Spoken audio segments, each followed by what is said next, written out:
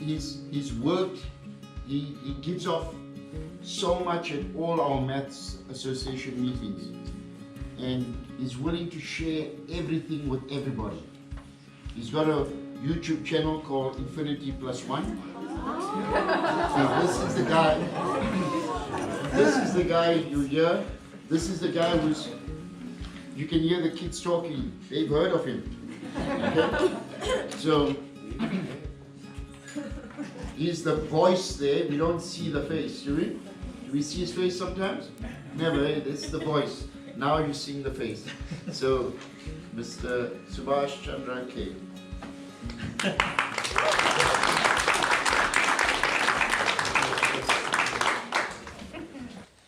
Tēnā tātou katoa. Tūne au e mihi ke kota, ko te mai I tēnei wā. E tātou ko te kaupapa o te hu nei.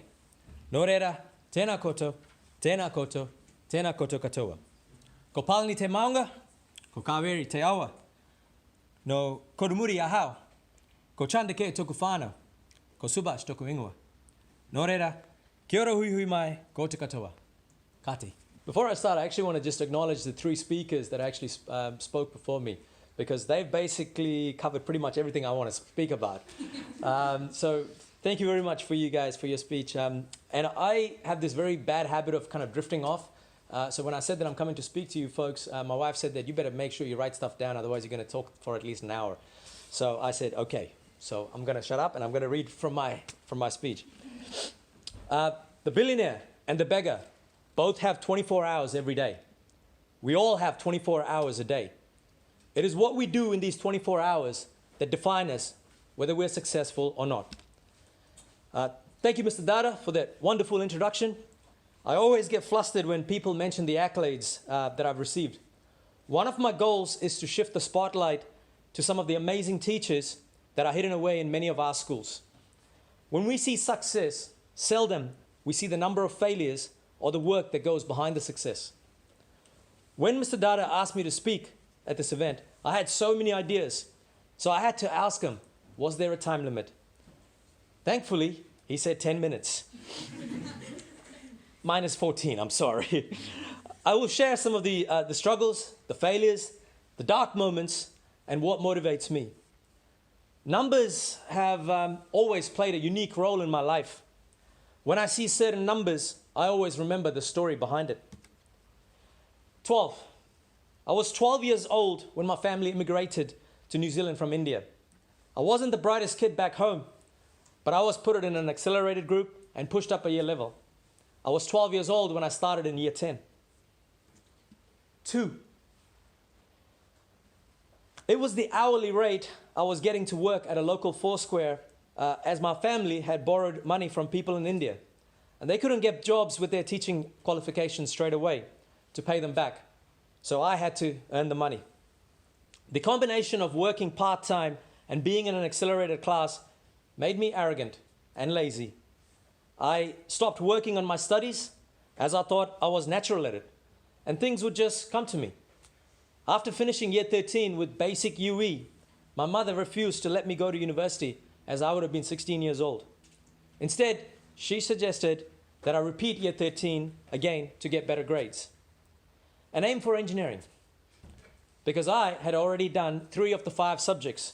I cruised through that year, and once again, I became arrogant as I was getting high grades. 18. I had just finished my first year of engineering, having failed 5 of the 8 papers. I sat at the end of the year. I was flying to Disney World to work there for 3 months. When I left for the US, I knew it was the last time I was seeing my home, as a few months prior, my family decided to move to Australia. Upon returning, a few things had changed. The experience from Disney World made me realize what I wanted to be. I wanted to be a maths teacher because I enjoyed maths and I enjoyed teaching. I landed with no home, a suitcase with some Disney souvenirs, and a sports bag with some clothes, and $450 I saved in Disney World. I still remember that call to my parents after I landed in New Zealand. Hey guys, Mom, Dad, I'm thinking about changing my degree to be a maths teacher. My father's disappointed reply: I didn't move halfway across the world so you can become a teacher. Despite those discouraging words, I had a vision. A house, a wife, a couple of kids, a dog. 1.87. It was just over 9 months since I started living by myself. I got a part-time job working at the now 24-hour fixed shops in downtown. One particular night, after finishing my shift at midnight, I went to buy dinner, a mince pie. Cost $2. My card was declined. I went to the nearest ATM to check how much money I had in my account. The number was etched in my memory forever. $1.87. I couldn't buy anything, except I knew I could buy a loaf of bread for 99 cents in one of the 24-hour shops that was nearly a 90-minute walk. It was cold, and I was hungry. I returned home at 3 a.m. as there were no buses running at that time after midnight. I opened the loaf of bread, and normally I would discard the bread ends. But that morning, I ate it as if it was the last slice of bread I'll ever eat. It was the moment I realized I needed to change. And surely you're thinking, this is the moment I turn things around. 0. Since the 187 moment, I was slightly better at managing my finances, but I still didn't have one successful year in university.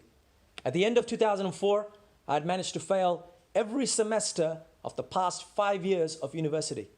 My parents told me to quit, move to Australia, get a job. I was too proud to ask for help from anyone, as I was embarrassed. I didn't want to be known as the one that failed for 5 years straight. It was New Year's Eve 2004. I was standing with 2 of my good friends, getting ready to watch the fireworks. Both of these guys were in my class when I first started in New Zealand. To my right, Pavan. He had graduated, got a job, traveled to Vegas for work, had a girlfriend. Things were looking promising for him. To my left, Delanta, working on his postgrad in engineering, had his own company. As I stood there, the realization hit me. I had nothing. No money, no girlfriend, no degree, no job, no respect. I was nothing. I was 0. 2K5. Now, you have 2 choices when you hit 0. You can continue the negative spiral or change things in your life and rise. That early January 1st morning, when I returned home, I looked at myself in the mirror and I said, this is your fault. Now fix it. For the first time, I took ownership of my actions. I set 3 goals for the next 6 months, and my goal was to achieve it at all costs. Goal number 1, attend all lectures this semester. Goal number 2, pass all papers this semester. Goal number 3, make enough money to do what I want. By the end of January, I managed to get a job at the hotel next door, being a night porter, and extended my work hours in the hostel I stayed in. By mid-March, I was clocking in at close to 80 to 100 hours a week. I was tutoring kids for high school maths, marking papers for the university, working graveyard shifts at the hotel and my own hostel. At the hotel, I would start my shift at 10:30 p.m. and work till 7 a.m. During that time, I have slept in toilets because there were no cameras there. There were only 2 staff members for the graveyard shift, so I knew my manager would never find me. I've been working since I was 12, so cleaning came naturally to me. I would do the job quickly, grab a 20-minute break, a nap before continuing with my work. Once I finished my cleaning, 3 a.m., 4 a.m., I would get my books out and study to get ready for the 8 a.m. lecture. I have slept in libraries, and I wasn't embarrassed to ask other students to wake me up if my alarm goes off and I don't wake up. Finally, the dreaded day came. I had completed my first and third goal. I attended all lectures. I had plenty of money, as I never had time to spend it. My grades came, and for the first time in 6 years, I had passed all my papers. I called my mother with the exciting news, and she asked me whether I would like to come to visit her in Australia. She wanted to know whether she can transfer some money to me so I can buy tickets. I replied with the proudest no. Mom, I got this. 12, part 2. I graduated with a degree in maths, completed the teaching diploma, and during this time, I continued doing odd jobs as I decided to reduce my hours at the hostel.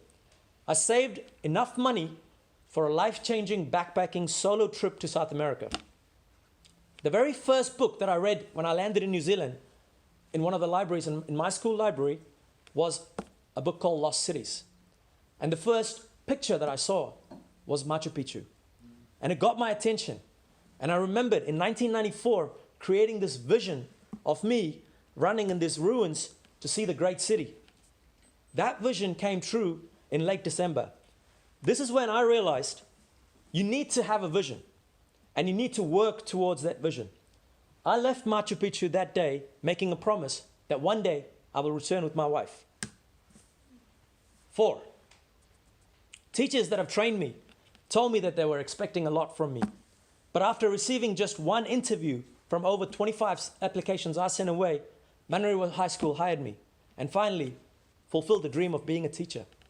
I was disappointed, as I thought I'd be the #1 draft pick for teachers if there ever was one. But all those encouraging words had a different effect on me. You see, I hadn't stepped in a classroom, but I told my friends that in 5 years' time, I'll be invited around the world for conferences to talk about how to engage kids and help other teachers.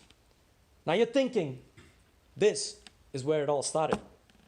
Unfortunately, it wasn't. You see, it was the end of my first year as a teacher, and praises from my colleagues were coming in thick and fast. My ego was growing, but my abilities as a teacher weren't. It was late afternoon in January 2008 when my flatmate talked to me. And he said he's seen me a little wired and that I needed to relax and that I should try what he tried. I tried it once. I was addicted. The next 4 years of my life was filled with this addiction. It never stopped me from doing my job as a teacher, but when I was not in school, I was on it. Now, parents, you're thinking, and students probably thinking, was it drugs? Was it alcohol? Was it gambling? I can tell you that it was as bad.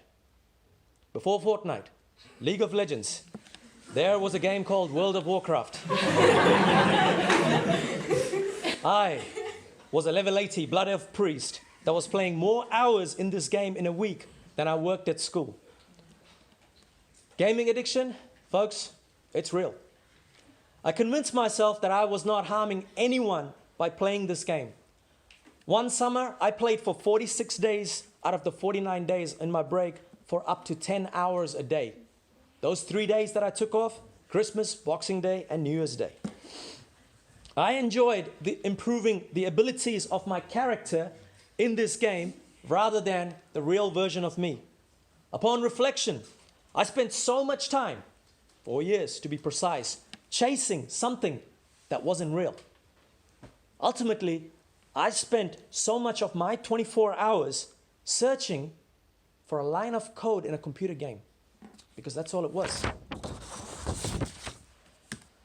393, the number of days I went traveling with my wife. We did some volunteer teaching in Bali and traveled across 26 countries. My eyes were truly open to the wonders and beauty of the world. It was the same time as a couple, we decided that we needed to save money for our children to travel and see the world. I returned to Machu Picchu with my wife to fulfill that promise. And I left with another promise that I would be back with my kids. By the time I finished this trip, one thing was clear. People hated Matt, regardless of what country I visited. I knew at that moment that I wanted to change that perspective. Stars aligned, and I was offered a job without an interview. Yes, you heard it correct. Offered a job at Ormiston Senior College without an interview. Till to this day, it is unheard of. But this time, ego didn't take over. This time, I needed to prove to the folks that vouched for me that I was as good as they mentioned. And if you guessed it, you're right. This is where it all began. 12 years after I decided to become a teacher, I was finally on the road. Infinity Plus One. Within 6 months of starting at Ormiston, Infinity Plus One, my YouTube channel, was launched with a simple idea of helping students with their maths. I started attending conferences, workshops. I started to run workshops for other maths teachers. I stayed up late nights working on videos and learning how to teach in a different way. At the end of 2016, I was awarded my very first professional award, the Ernest Duncan Award, for creating YouTube clips. By September 2017, I had won 2 more awards, but the truth is, I was never aiming for these. I was aiming for something else, but along the way, I managed to achieve these goals. I had become a teacher that wanted to consistently learn, grow, and change, but not just as a teacher, but also as a person. In 2018, I was flown to Chicago and spoke at the ISTE conference where more than 13,000 teachers attended. Earlier this year, I was flown to Paris for the Microsoft conference where I spoke about preparing teachers for tomorrow. I was being flown around the world to attend conferences, a goal that I had set back in 2007. My last trip was to Space Camp. Now that is a completely separate talk. Winning the National Excellence Award, it was special. To be called the best in anything is humbling. When I received the news that I won this award, I rang my parents in Australia. They were overwhelmed when extended friends and family from all around the world started to call them after seeing the interview where I was grilled live on national TV. My mum still says this to me and everyone else. These are my mum's words. I did nothing. We left him in New Zealand and he did this on his own. On the contrary, they did so much for me. All the struggles I went through, the challenges, the dark times, the pain, I knew at any given moment I could accept failure and my parents were just a call away to help me out. They were always my safety net that gave me the courage to persevere despite the numerous failures. You need to remember that your parents will always be there for you. People ask me, what is next? What is driving you? Well, I have a new vision. And that vision is to open my own academy for students that come from difficult situations to have a pathway straight to the workforce without the need for tertiary qualification. Sorry, man. It is a dream. But now I have the blueprint for getting there, and it starts with working hard.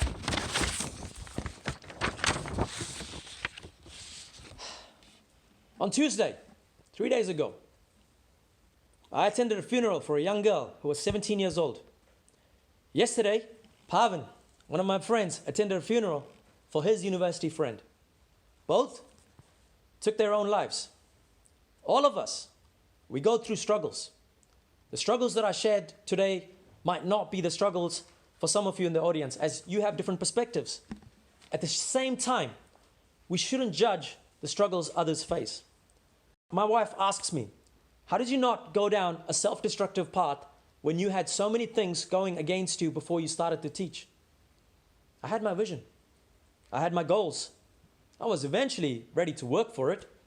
I had good friends. I was physically active, whether it was running or playing cricket. I had 3 meals a day. I slept well. And I talked to people all the time. The nights where I was alone with none of these support mechanisms, the only thing that kept me going was this vision, and kept thinking about how I'm going to get to this vision.